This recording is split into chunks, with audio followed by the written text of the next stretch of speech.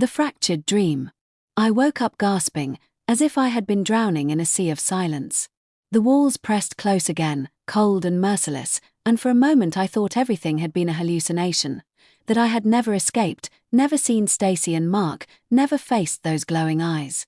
But my legs still burned from running, and my palms still ached from slamming against the glass.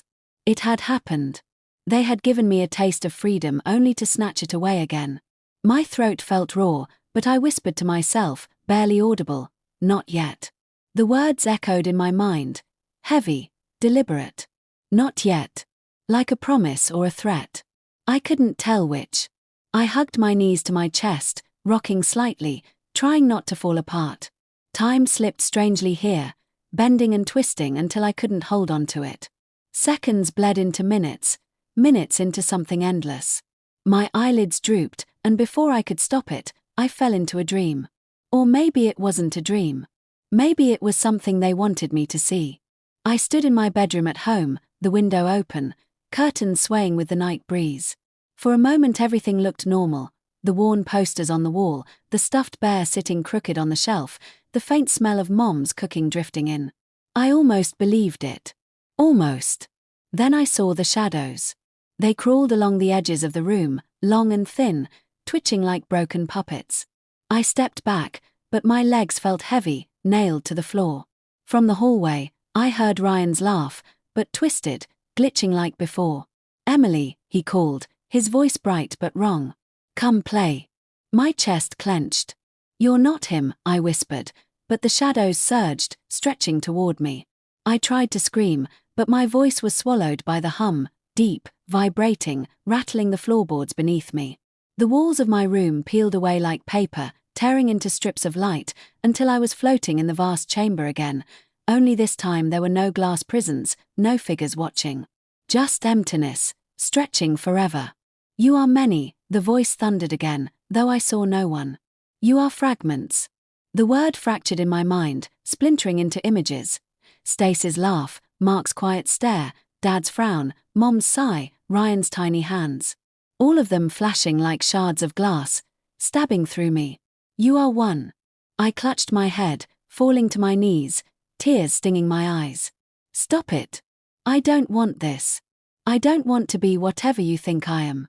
My scream tore through the void, but instead of fading, it split into echoes, hundreds of voices. My own voice, shouting back at me from every direction. Each one sounded slightly different, younger, older, broken, angry, terrified. All me. The ground beneath me cracked like ice, glowing veins of light spreading outward. The chamber, the void, my bedroom, it all flickered, layers of reality folding over each other. And then, just before the world collapsed, I heard a whisper, familiar, soft, human. "Stacy. Emily, hold on." I reached out blindly, desperate to grab her hand, but the light swallowed everything. I fell, weightless, voiceless, lost in the dark. The chains of silence. When I opened my eyes, the darkness was gone. The chamber was back, the same cold glass pressing in on me, the same faint hum threading through the silence. But something had changed. My body felt heavier, as if invisible chains held me down. Every breath came slow, shallow, like the air itself was resisting me.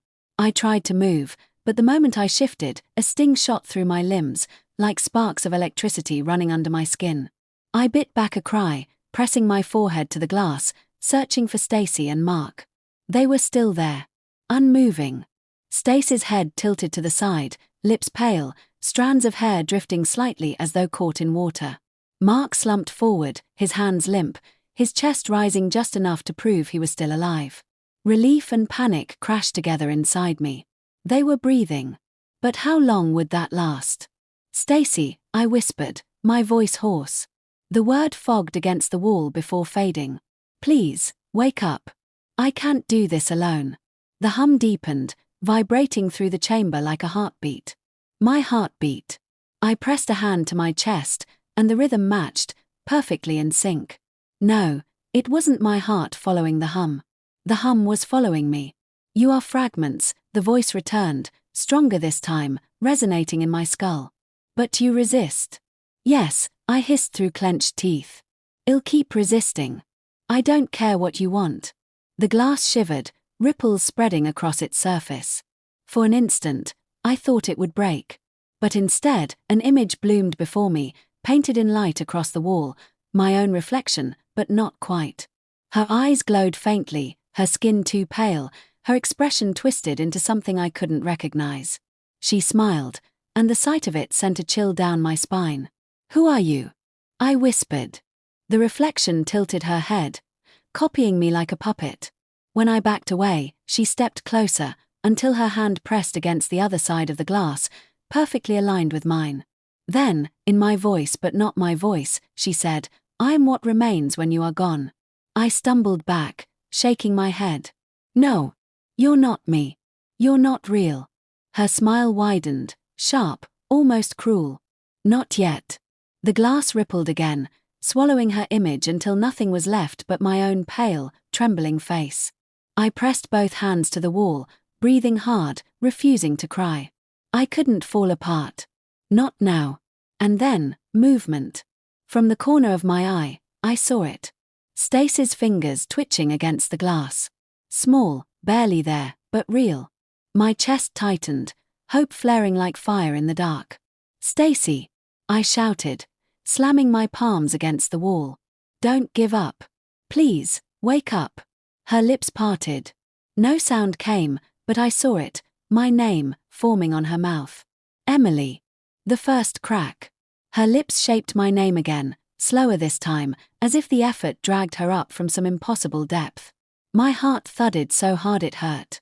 She was there. She was fighting. I pressed my hand against the glass where her fingers twitched, the barrier icy against my skin. "Stacy, it's me," I whispered, voice shaking. "I'm here. Please, don't stop."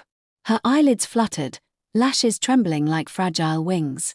Then, for the first time since I had woken in this nightmare, her eyes opened. Just a sliver at first, grey and dull, unfocused. But then they widened, darting, landing on me.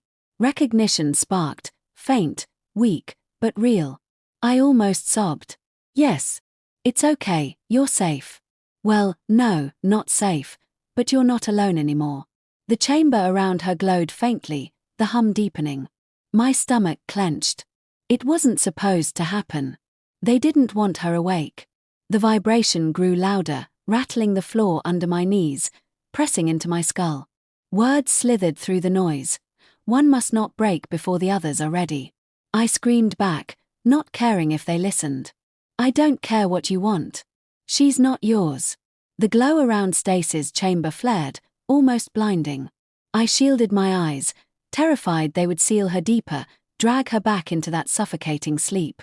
But when the light dimmed, she was still there, awake, breathing hard, her palm now pressed firmly against the glass opposite mine. Her mouth moved, soundless. "What is this?" Tears blurred my vision. I shook my head, whispering, "I don't know. But we'll find out. Together." The silence didn't last. From the far end of the chamber rose, another sound rippled through the air, metallic, heavy, dragging. My body froze. Something was moving. Not the tall figures this time. Something else. Stacy's eyes darted past me, wide with fear. She saw it too. The glass around me pulsed once, like a heartbeat, and then I heard the voice again, sharp, final, "Not yet." And just like before, the walls began to close tighter, sealing me away, cutting me off from her gaze. "No!" I screamed, pounding on the glass. "Don't you dare take her from me." But the last thing I saw was Stacy's face, awake and terrified, before the light swallowed us both. The hollow watcher. The light faded slowly this time, not snapping into silence but draining away like water slipping down a drain. When my vision cleared, I wasn't in the same chamber anymore. The glass was still there, yes, but the walls no longer felt solid. They pulsed faintly, breathing, as if I was trapped inside something alive. The air smelled metallic, sharp, like blood on iron. For a moment I panicked, pressing my hands to the walls, terrified that Stacy was gone, that I had only imagined her waking. But then, through the shifting glow, I saw her. Not far away, in her own prison, still awake. Her eyes met mine, wide, scared but fierce. She mouthed my name again. Relief hit me so hard my legs almost gave out. She was still there. Still real. I pressed my palm to the wall, hoping somehow she could feel it across the impossible distance. "Hold on," I whispered. "Just hold on." The floor trembled beneath me, a low rumble building in the darkness beyond. My chest tightened. This wasn't the hum, it was heavier, slower, like something enormous dragging itself closer. Stacy's gaze flicked past me, and her face drained of color. I didn't want to turn. I didn't want to see.